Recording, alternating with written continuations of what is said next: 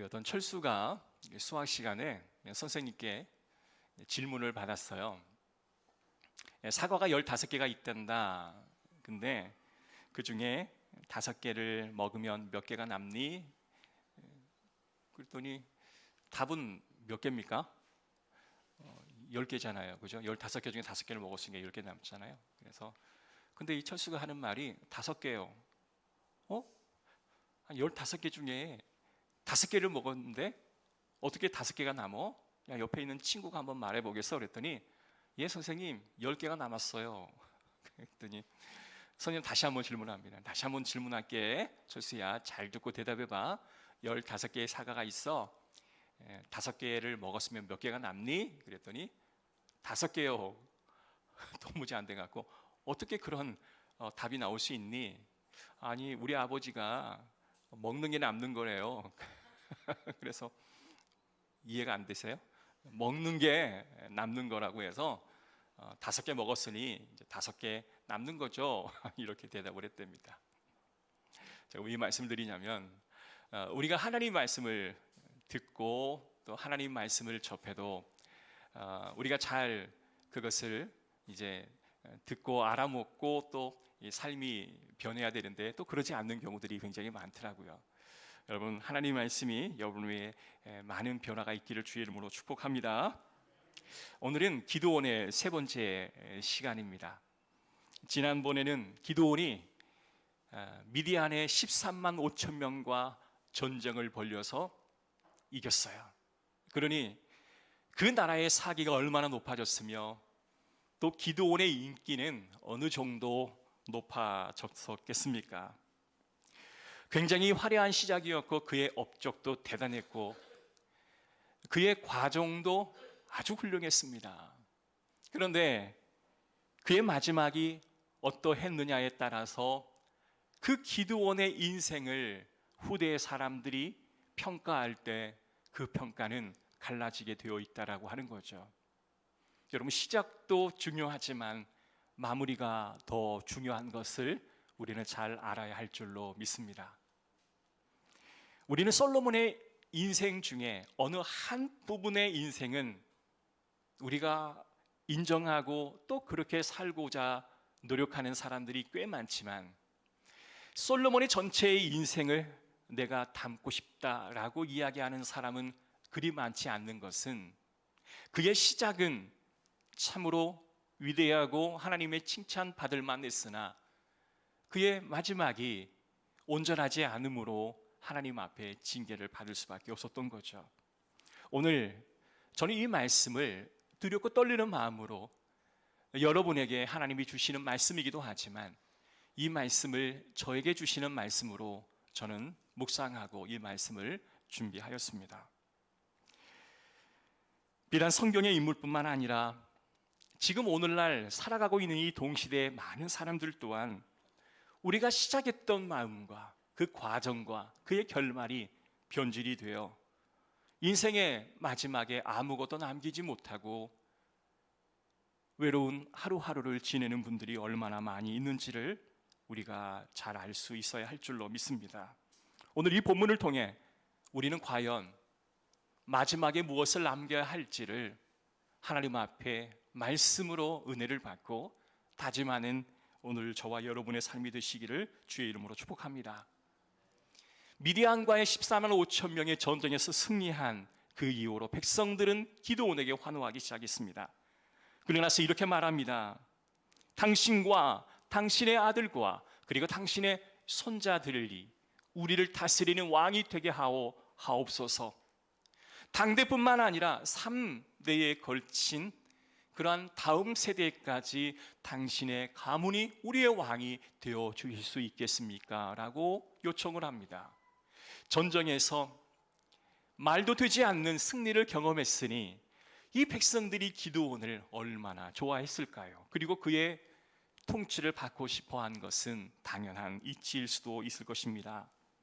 그러나 이때의 기드온은 참으로 위대한 말을 하게 되죠. 23절입니다.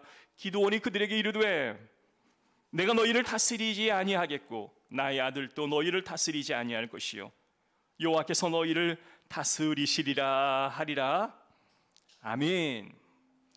이처럼 모범적인 답이 없을 정도로 기드온은 완벽한 답변을 해주고 있는 것입니다. 자, 그런데 우리가 주목해 봐야 할 것들은 이처럼 완벽한 답을 했던 기드온, 그런데 그가 앞으로 보여주는 신앙의 행보를 보면 그의 신앙의 고백과는 너무나 걸맞지 않는 행동을 하고 있습니다. 어떤 사람이 흙과 백두 가운데서 나는 흙의 길을 선택하겠습니다, 나는 흙입니다 라고 이야기를 하고 있는데, 그의 삶은 백의 삶을 이야기하고 있다면 사람들은 그가 흙의 삶을 살고 있는지 백의 삶을 살고 있는지를 도무지 알 수 없을 상황이 되어져 버리고 말겠죠. 그래서 기드온의 마지막을 분명한 신앙 고백, 그러나 은밀한 우상 숭배였다라고 한마디로 그의 삶을 압축하고 있어요. 그의 고백은 신령한 지식으로 이야기를 했으나 그의 삶은 은밀한 우상 숭배의 길로 가고 있었다라고 평가를 하고 있는 거죠. 나는 결코 왕이 되지 않겠다. 너희들의 왕이 될 수 없다. 너희들의 왕은 이 모든 만물을 창조하신 창조주 하나님 한 분뿐이시다. 이렇게 말을 해놓고 그의 한 일은 전쟁 후에 많은 전리품을 어떻게 다루는가를 오늘 우리에게 보여주므로 그의 말의 진위성을 우리에게 보여주고 있는 것입니다. 구약의 역사를 통틀어 보면 모든 사람들은 전쟁과 전쟁 중 과정 중에 죄를 범하는 경우들은 거의 없습니다. 그리고 전쟁 중에서 많은 실수를 범하기는 하지만 아주 심각한 죄를 범하지는 않는 것 같습니다. 거의 대부분의 많은 사람들은 전쟁이 끝나놓고 전쟁이 다 끝난 이후에 그 전리품을 어떻게 처리하느냐에 따라서 그가 죄를 범하는 경우들이 훨씬 더 많았음을 우리는 보게 되어지는 거죠. 사울이 그랬습니다. 아말렉과의 전쟁 이후에 그 전리품 일부를 숨겨 놓았다가 책망을 받지 않았습니까? 아간이 그랬습니다. 그 전리품을 조금 숨겨 놓았다가 하나님의 책망을 받지 않았습니까? 우리는 언제 넘어집니까? 전쟁 때가 아니고 전쟁할 그 때가 우리가 넘어질 때가 아니라 모든 전쟁을 승리해 놓고 그 다음에 그 전리품을 어떻게 처리하느냐에 따라서 우리가 넘어지게 되어졌다라고 이야기하는 것입니다. 자, 이때 기드온이 왕의 그 자리를 거절을 합니다. 그런데 백성들에게 요청한 것이 한 가지가 있어요. 그건 뭐였냐면 전리품 중에 귀에 거는 금 귀걸이가 있는데 그 금 귀걸이를 다 거두어서 나에게 줄 수 있겠습니까? 라고 요청을 합니다. 여러분, 미디안과의 전쟁에서 승리했던 그 승리의 장본인입니다. 백성들이 볼 때 산더미처럼 쌓여있는 그 전리품 중에 그 작은 금 귀걸이를 골라서 이 기드온에게 드리는 게 뭐가 아깝겠습니까? 그죠? 그래서 많은 백성들은 많은 사람들을 동원해 그 금 귀걸이를 다 긁어 모았는데, 심지어는 화려한 금딱지 몇 개 드리는 게 아니라 금 귀걸이, 회색 초승달 모양의 모든 상징들 또한 모아서 그걸 기드온에게 바쳐드렸어요. 그게 어느 정도의 부피였냐면 금 1700세겔, 오늘날 킬로그램으로 환산해 보면 금 25kg, 돈으로 환산하면 한 15억 정도 되어지는 그러한 액수였다고 이야기를 하더라고요. 여러분, 전쟁에서 승리한 장군입니다. 장본인입니다. 뭐 그 정도 받아도 되겠지, 그 정도 요구할 만하잖아, 이런 생각 들 수 있잖아요. 왕의 자리를 거절했지만 실제로는 왕의 처우를 요구하고 있었던 거죠. 흥미롭게도 성경에는 미디안과의 전쟁이 한 번 더 나옵니다. 민수기 31장에 보면 그곳에서 하나님께서 큰 승리를 그에게 안겨주시는데요, 그 승리 이후에 입은 모든 전리품을 하나님께서 어떻게 나누다 하신 그 지침이 그 안에 담겨 있어요. 첫 번째, 민수기 31장에 보면 전리품을 다 모아라, 한 곳에 다 가지고 와라. 그리고 불에 사르는 것은 불에 통과하여 정결하게 하고 빨 수 있는 것은 물에 빨아서 그를 정결하게 해라. 그리고 전립함을 딱 반으로 나누어라. 그리고 그 반은 전쟁에 참가했던 용사들에게 나누라. 그리고 그 반은 전쟁에 참가하지도 않았지만 백성들에게 그 절반을 그대로 나누어 줘라. 그리고 그 중에 500분의 1을 너희가 떼어서 하나님의 성전에 갖다 바치고 그 성전에서 허드렛 일을 감당하고 성전을 청소하는 그 레위 지파들에게 몫으로 남겨주라 라고 이야기를 했는데, 여러분, 백성들이 전쟁에 참여하지도 않는 상태에서 자신에게 그 전리품이 주어지는 것에 500분의 1을 드리는 것은 그다지 어려운 일은 아니었습니다. 그런데 그 과정에서 그들이 뭘 하나를 깨닫게 되냐면, 전쟁을 치루었는데 전쟁에 참가한 인원이 누구냐, 그리고 전쟁에 참가하지 않았던 인원은 누구냐 라는 조사를 시작하다가 보니 놀라운 일들 하나를 깨닫게 됩니다. 그것은 전쟁 중에 하나님께서 단 한 명의 사상자도 발생시키지 않았다라는 놀라운 일을 발견하게 된 거예요. 그리고 그들이 놀라게 됩니다. 아니, 이게 어떻게 된 일인가? 조사를 해봤더니 단 한 사람도 전쟁에 의해 죽은 사람이 없었구나. 이건 하나님의 은혜입니다. 이건 하나님의 은총입니다.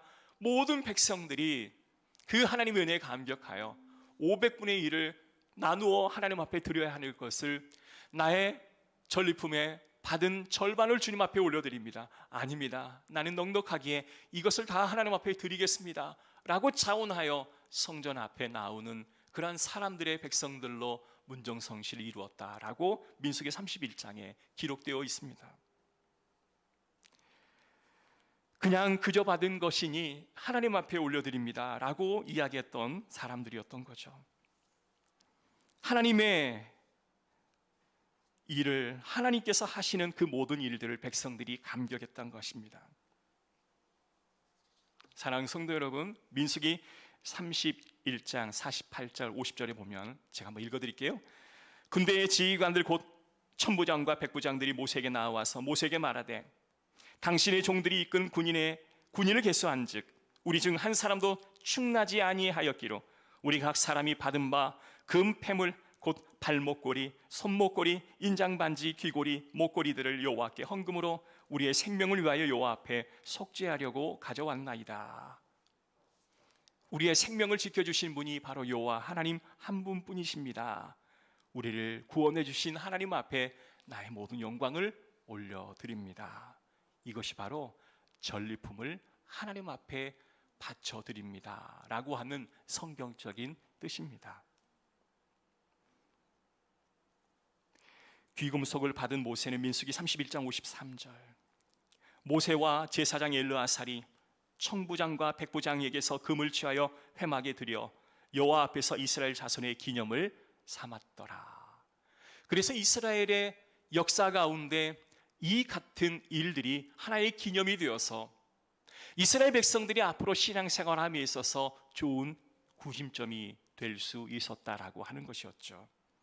전리품은 모든 영광이니 자신이 취하는 게 아니라 온전히 회막에 들여 우리에게 승리를 안겨주신 하나님 앞에 올려드리는 것, 그것이 바로 전리품에 대한 개념을 삼게 되었던 구절이었습니다. 자, 그런데 오늘 이 본문을 보니 기드온은 그 전리품을 나에게 달라라고 요청을 합니다. 그리고 그 전리품으로 받은 것으로 무엇을 하냐면 8장 27절 읽어드릴게요. 기드온이 그 금으로 예봇 하나를 만들어 자기의 성읍 오므라에 두었더니 온 이스라엘이 그것을 음란하게 위함으로 그것이 기드온과 그의 집에 올무가 되었더라. 사실 기드온은 이 정도 받을만 해서 요구한 것이고, 또 백성들도 그 요구에 응한 것은 당연한 거였어요. 크게 무리가 되는 것은 아니었습니다. 이 정도 내가 공을 세웠으니 요청할 만하지 않겠습니까? 그런데 그것으로 예봇을 만듭니다. 예봇이라고 하는 것은 제사장이 제사를 드릴 때 입는 옷이 예봇인데요, 그 예봇을 금과 보석으로 치장을 하고 화려하게 만들었던 것이죠. 그래서 이 예봇이 얼마나 아름답고 보기에도 흠모할 만한 귀한 재료를 사용해서 만들었든지 사람들마다 이 기드온이 만든 그 예봇을 보기 위하여 그 집에 문정성시를 이루었던 거예요. 사실 기드온이 이걸 만들어서 하나님이 계시는 회막에다가 두었더라면 얼마나 좋았을까. 그런데 그걸 하지 않았다라는 거예요. 그러니 사람들이 회막을 가고자 했던 그 발길을 돌려 이 에봇을 보기 위하여 이 기드온의 집으로 가는 일이 발생하기 시작했습니다. 그래서 사람들이 어디로 가야 할지 알 수 없게 만들어 버리는 그러한 잘못을 범하게 되었다라는 거예요. 사람들이 이렇게 생각합니다. 야, 빛나는 이 에봇을 보라. 어디가 회막이고 어디가 진짜 기드온의 집인가? 이곳이 기드온의 집인가? 이곳이 회막인가? 아니, 이곳이 회막인가? 사람들이 헷갈리기 시작했다라는 거예요. 인간으로부터 영광을 치우고자 했던 이 기드온의 한 사람의 마음. 그런데 이 한 사람의 마음을 갖는 게 오늘 저와 여러분 안에 없다고 우리는 자신 있게 말할 수 있을까? 인류가 하나님이 에덴 동산에서 시작한 이후에 율법으로 만들어진 이후 최초로 우상 숭배했던 게 과연 뭐였을까요? 그건 바로 아론이 만들었던 황금 송아지였습니다. 아론이 너희 안에 있는 모든 금고리를 내게 달라. 금을 녹여서 만든 것을 황금 송아지다라고 말합니다. 여러분, 기드온 때도 받은 그 금으로 예봇을 만들었다. 시대가 흐르고 상황은 바뀌어도 죄를 짓는 형식은 동일하다라고 이야기합니다. 차라리 그 금으로 바알을 섬기는 제단을 만들었더라면 그들은 바알의 제단을 만들었기에 하나님이 그들을 심판하셨다라고 이야기할 수 있겠잖아요. 그런데 보기에는 예봇이라고 하는 것을 만들었습니다. 그러나 그 예봇은 하나님을 위해 만든 것이 결코 아니었으므로 백성들이 마음이 흔들리기 시작했던 거죠. 저는 목회자가 되는 것을 고1 때 소원하였습니다. 목회자가 가장 소중한 일이다라고 생각을 했고, 선배 목사님들의 그 모습들과 그리고 선배 목사님들이 하셨던 모든 사역을 보고 자라면서 이건 내 삶에 가장 가치 있는 일이겠다. 내 젊음을 다 드려도 하나도 아깝지 않겠다라고 생각을 하고 그 일을 시작했습니다.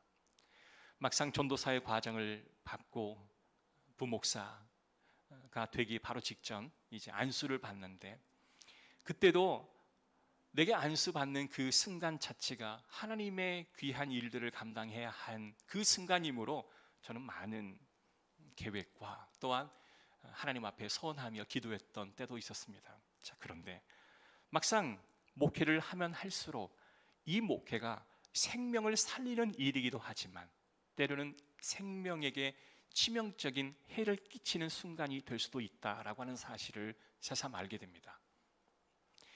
내가 의지로 목회의 길을 걷고 있으나 그 목회의 길이 모든 이들에게 생명의 길을 제공해 주는 것은 결코 아니다라고 하는 사실을 알았던 거죠. 그래서 유명한 설교가였던 찰스 스풀전은 자신의 영혼을 구원하려고 한다면 결코 목회에 뛰어들지 말아라 라고 후배들에게 이야기를 했다라는 거예요. 예루살렘 초대교회의 담임 목사였던 사도 야고보는 너희 중에 선생이 많이 되지 말라. 자, 선생이 되지 말라라고 하는 것은 가르치는 일을 하지 말라라는 말의 뜻이 아니라 가르치는 자가 되지 말라, 헌신하지 말라, 그게 아니라 그 자리의 위험성을 심각하게 우리에게 알려주고 있다라고 하는 겁니다. 그래서 저는 매 순간순간마다 저 자신을 반성하고 또 묵상할 때에 하나님 말씀 앞에 나를 비추어 봅니다. 나의 이 행동으로, 나의 이 언행으로 사람들의 마음을 아프게 하는, 영혼을 살리려고 이 사역을 시작했으나 나의 이 미성숙함으로 영혼을 죽일 수도 있다라고 하는 이 사실에 외롭고 고독한 밤을 지내는 경우들이 꽤 많다라는 거죠. 사랑하는 성도 여러분, 기드온은 그의 인생의 시작과 과정이 너무 화려하고 멋졌습니다. 사람들은 그를 왕으로 영원히 우리 민족 가운데 남아주기를 원했던 것입니다. 그 스스로도 8년 동안 내가 이렇게 수고하고 애썼기에 내가 이 정도 누리는 것은 당연하다 여겼습니다. 그래서 그는 백성들 가운데 전리품을 요구했었고 그곳으로 예봇을 만들기까지 했던 거죠. 이게 무엇일까요? 교회에서 말하는 공로주의라는 겁니다. 내가 뭘 했으니 내가 이 정도는 누려야 되지 않는가라는 생각입니다. 이러한 생각이 나의 마음에 한번 시작되어지게 되면 우리의 가슴은 점점 차가워지고 우리는 점점 냉랭해지고 어떠한 말에도 우리는 요동하지 않는 상태가 되어져 버리고 마는 겁니다. 누군가가 새로운 일을 하려 하면 이전에 다 해봤던 일입니다.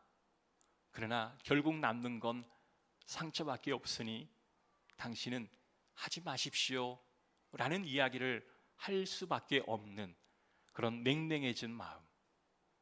뭘 함께 해볼까요? 이걸 함께 새롭게 시작해 볼까요?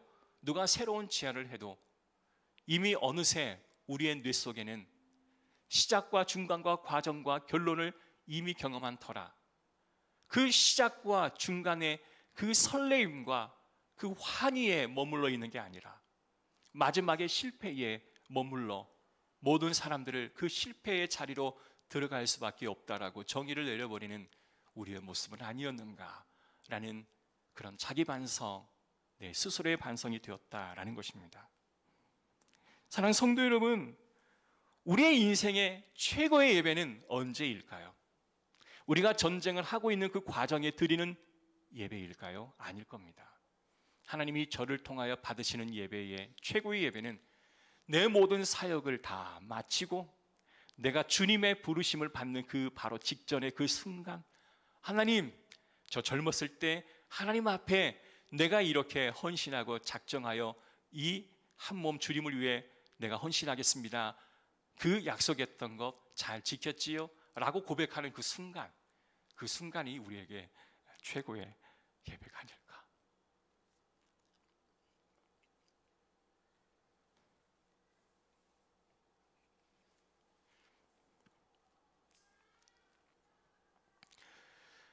우리의 모든 성도의 마지막에 이 최고의 예배, 마지막 그 한순간의 예배, 그 한순간의 예배를 드리기를 주의 이름으로 축복합니다.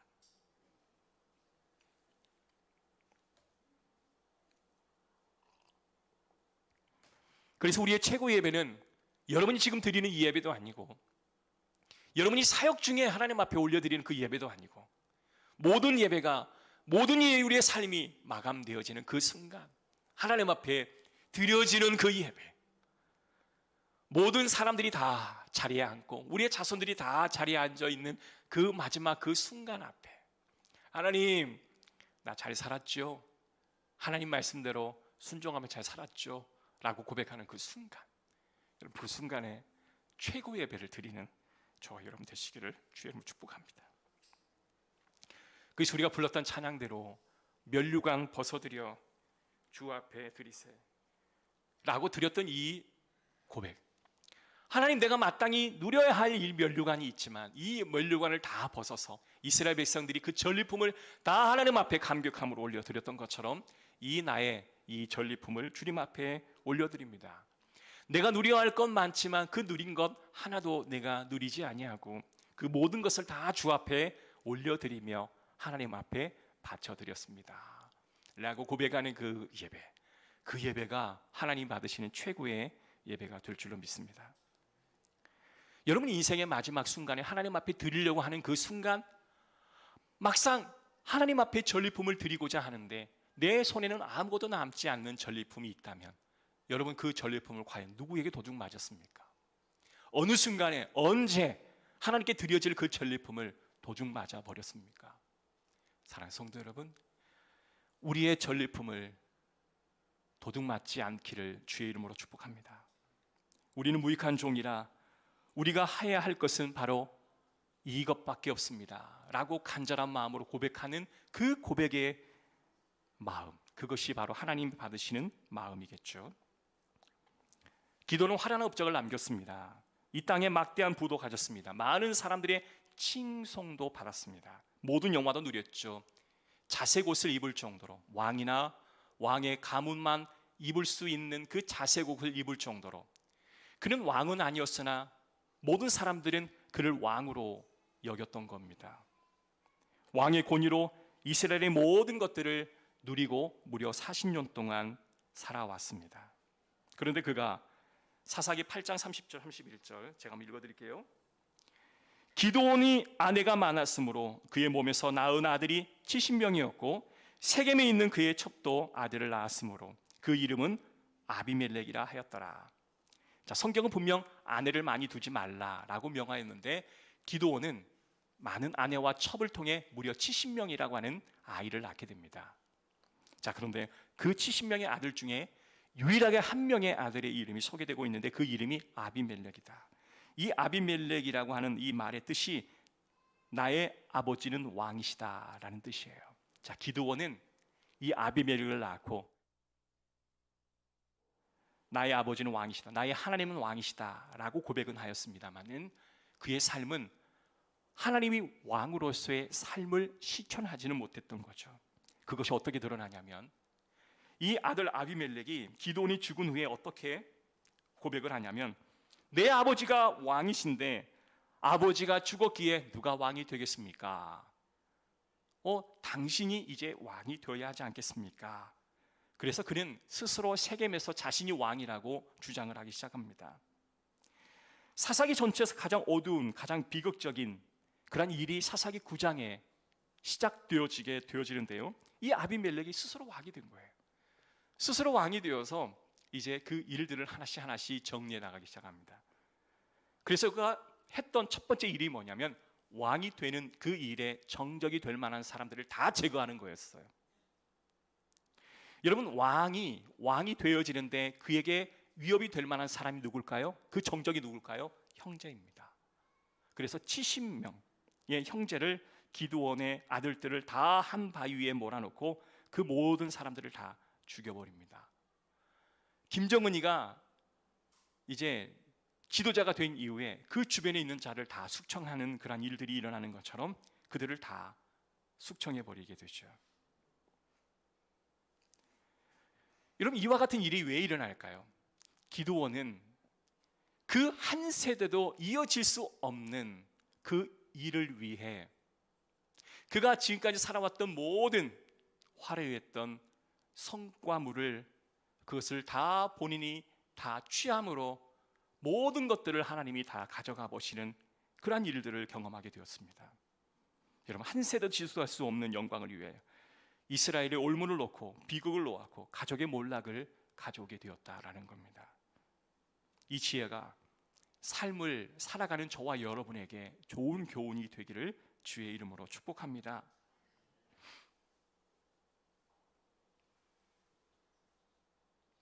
결국 기드온이 죽은 후에 세상은 그를 어떻게 평가하느냐. 33절 34절 기드온이 이미 죽음에 이스라엘 자손이 돌아와서 바알들을 따라가 음행하였으며 또 바알 브리스를 자기들이 신으로 삼고 이스라엘 자손이 주위의 모든 원수들의 손에서 자기들을 건져내신 여호와 자기들의 하나님을 기억하지 아니하며. 기드온이 죽은 다음에 그의 자손들이 아비멜렉으로 인해 죽임을 당하고 아무것도 남지 않는 상태에서 백성들은 다시 혼동에 빠지기 시작했습니다. 이미 기드온이 전리품을 자신이 다 누려버리는 까닭에 하나님께 드려져야 할 전리품이 없기에 그 은혜가 그 자손들에게 이어지지 못했다라고 하는 것입니다. 이스라엘 백성들은 이렇게 생각했을 겁니다. 내가 줄 건 주고 받을 건 받았다. 당신이 왕이 되지는 않았으나 왕에 대한 대우를 해주었기에 우리는 더 이상 당신에게 줄 것이 없다라고 이야기를 했던 거죠. 왜요? 기드온은 40년 동안 왕이 아니었으나 왕의 보좌를 누릴 수 있었습니다. 그러니 백성들은 더 이상 우리의 왕이 되어 주십시오라는 말을 할 수가 없었던 거죠. 이미 계산이 다 끝나버린 상태였기 때문에 그렇습니다. 그래서 우리의 사역은 우리가 현실에 있을 때에 그 모든 보상을 우리가 다 받아버리면 하나님이 받을 것이 없고, 그리고 하나님이 돌아갈 영광이 하나도 없다라는 거예요. 그래서 저는 어릴 때부터 하나님 앞에 나와 헌신하고 봉사할 때는 온전히 하나님께만 영광을 올려드리는, 전리품을 하나님께만 바쳐드리는 그런 삶을 살겠습니다 라고 서원했던 것입니다. 아마 여러분도 그럴 줄로 믿습니다. 이 땅에서 우리가 받을 박수 다 받아버리고, 이 땅에서 우리가 인정받을 것 다 인정받아버리고, 이 땅에서 나의 존귀함 자체를 모든 자에게 확실히 인정을 받을 걸 다 받아버린다면 우리가 하나님 앞에 드릴 전리품은 과연 어디 있겠습니까? 마지막 하나님 앞에 섰을 때 넌 나에게 줄 전리품은 과연 뭐냐? 네가 살아있을 동안에 너는 많은 사람들로부터 존경도 받고 사랑도 받고 인정도 받았기에 너는 나에게 더 이상 줄 게 없다. 너는 그리스도를 위하여 어떠한 환난과 고난과 핍박을 받아본 적이 있느냐라고 물으실 때 우리는 뭐라 대답하실 수 있겠을까요? 사도 바울은 1차, 2차, 3차, 심지어 4차 선교여행까지 갔다라고 이야기를 합니다. 그런데 그의 인생에 2년의 감옥 기간, 그런데 하나님은 그를 풀려서 다시 복음을 전하는 자로 세우는 게 아니라 또 다시 2년을 연장해 감옥에 가두어 두는 그 일들을 하게 되죠. 사람들이 이해할 수 없었습니다. 보통 사도 바울이 1차 선교여행 때 걸리는 기간이 2년에서 3년, 4년의 그 기간이 걸렸기에 그에게 감옥에 있는 그 시간은 어느 한 대륙을 복음화로 만들 수 있는 좋은 기회였을 거예요. 아니, 이같이 준비된 자를 왜 감옥에 가둬놓고 썩기시는가? 그런데요, 우리는 눈에 보이는 것만 보고 보이지 않는 것, 또는 알 수 없는 것, 말하지 않는 것은 잘 모르죠. 그때 당시 사도 바울을 죽이겠다고 40인의 결사대가 조성되어 내가 먹지도 마시지도 않겠다, 사도 바울의 목에 칼을 꽂는 그 일이 일어날 때까지 나는 먹는 것도 마시는 것도 포기하고 그 일에 전념하겠다. 하나님이 그들을 피해 사도 바울을 감옥이라고 하는 곳에 잠시 숨겨두었던 것은 아니었을까? 하나님의 일하심을 우리는 도무지 이해할 수 없으나 오랜 시간이 지나고 보면 하나님의 일하심이 그 흔적마다 묻어 있음을 보게 될 줄로 믿습니다. 사도 바울처럼 억울한 누명을 씌울 수도 있고, 나아가 하나님의 일을 해야 하는데 그 일을 할 수도 없는 상황이 우리에게 주어질 수도 있습니다. 누군가가 내게 이 사역 같이 한번 해보실까요? 라고 제안하는데 도무지 할 마음도 생기지 않아 가슴 냉랭한 가슴만 고백하고 해봤는데 별로더라고요. 해봤는데 남는 건 상처밖에 없더라고요 라고 말하지는 않았는지요. 사랑하는 성도 여러분, 하나님께서는 우리에게 일어날 일들을 우리에게 다 설명해 주시지 않습니다. 그러기에 우리가 살아가는 이 세상은 그 누구도 해석해 줄 수도 없고 또한 우리가 설명할 길도 없다라는 거죠. 어쩔 때는 하나님의 거절 같기도 하고, 어쩔 때는 하나님의 버려둠 같기도 하고, 어떨 때는 하나님의 단절 같기도 하고, 어떨 때는 거대한 담이 내 앞에 딱 쳐 있어 넘어가고 싶지만 넘어갈 수 없는 그런 담담한 마음이 들 때도 있을 것입니다. 우리의 삶의 기동과 같은 화려한 업적은 없고 부유함도 없고 존경함도 없다 할지라도, 화려한 자색 옷을 입는 그런 화려함을 누리지 못한다 할지라도, 우리가 기도회도 열리지 않고 여전히 갇힌 자처럼 묶여 있고 하루하루의 삶이 그런다 할지라도 억울한 일도 있을 것입니다. 그러나 오늘 하나님께서 우리에게 허락해 주신 말씀은 그 모든 거 내가 다 안다. 너희가 가슴속에 있는 말하지 못했던 그 모든 거 내가 다 안다. 그러나 마지막 날, 너희 인생의 마지막 그 날, 하나님 앞에 온전한 예배, 그때 이 모든 것을 주 앞에 전리품으로 갖다 드리라. 현실의 많은 물음표에 답을 낼 수 있는 것은 우리의 전리품이 될 수가 없습니다. 물음표에 또 물음표로 남을 수밖에 없는 것이지만 그때 기도하고 그때 헌신하고 그때 하나님 앞에 침묵하며 기도로 나아갈 줄 아는 그것이 바로 우리가 하나님 앞에 드려질 전리품이 아닐까 싶습니다. 그리고 나서 한마디 고백을 했으면 좋겠습니다. 나는 아무 공로 없습니다. 오직 그 은혜 아니면 나는 살아갈 수 없을 것입니다. 왜냐하면 하나님께서는 저와 여러분에게 여러분의 신앙을 보존해 주시기로 하나님이 특별한 언약을 맺어 주셨기 때문에 그렇습니다. 어떠한 어려움이 있을지라도 하나님은 저와 여러분이 하나님 앞에 나의 전리품을 드리겠습니다 라고 하는 작정만 품고 있다면 내가 너의 신앙을 보존해 주리라, 너의 신앙을 지켜주리라 언약했기에 우리는 그 언약을 붙들고 오늘이라고 한 날을 인내하며 살아가는 것입니다. 하나님, 그 은혜 아니면 살아갈 수 없습니다.